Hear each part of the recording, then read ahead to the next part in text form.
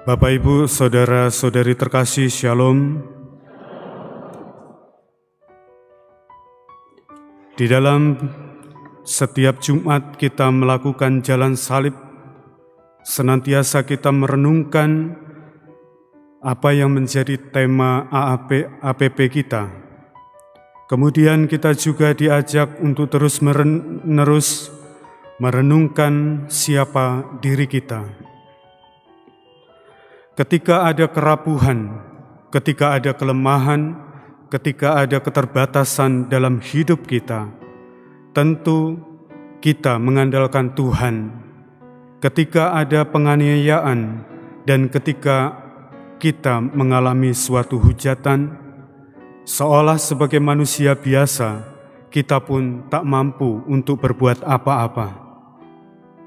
Tetapi kita mengandalkan Allah yang Maha Rahim, yang memberikan kebaikan kepada kita.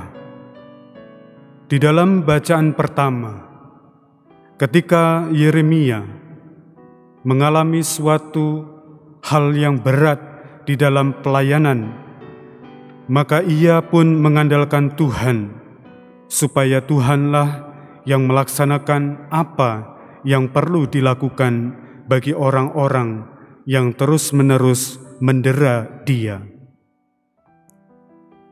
Dalam doa Yeremia ini seringkali kita juga dapat melihat dan belajar bahwa sebenarnya Tuhanlah yang akan membuat orang-orang tunduk pada kerahimannya, dan biarlah kita seperti Yeremia menjadi saksi atas peristiwa besar yang diperlihatkan oleh Allah kepada kita.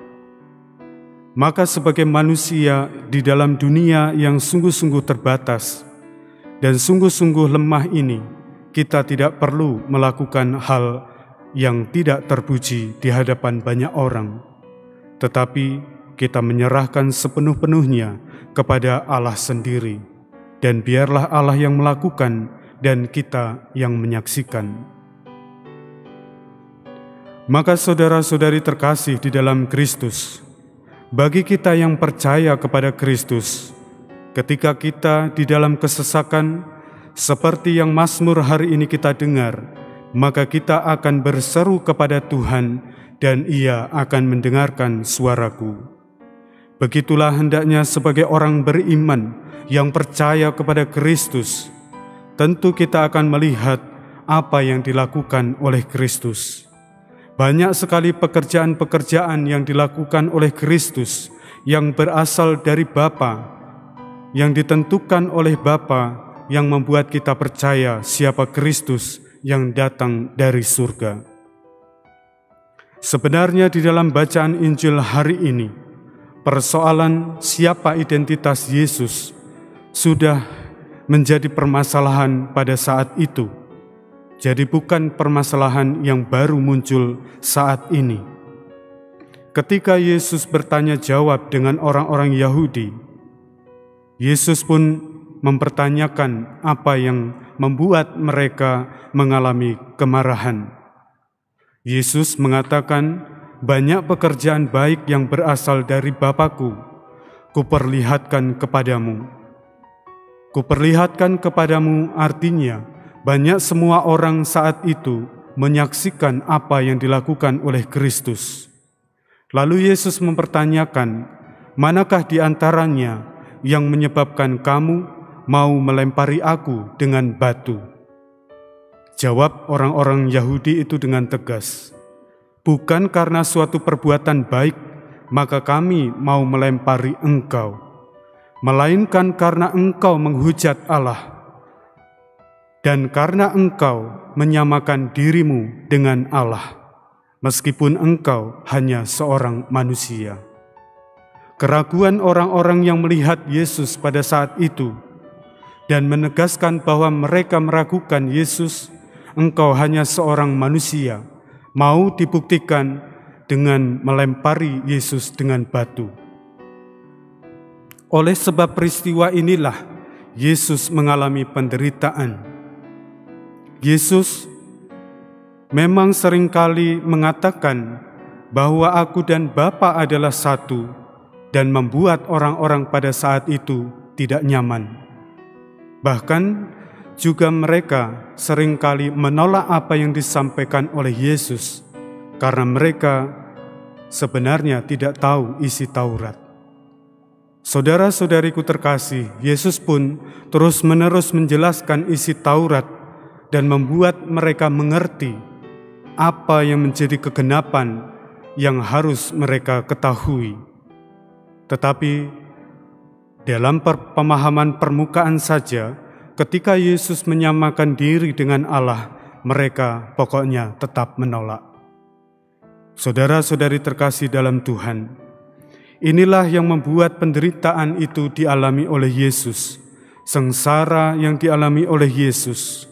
Tetapi Yesus dalam peristiwa Paskah membuktikan kepada kita semua bahwa Dia yang bangkit memberi jaminan pemahaman kepada kita bahwa Dia hidup, bahwa apa yang dikatakan bahwa Ia menyamakan diri dengan Allah adalah benar.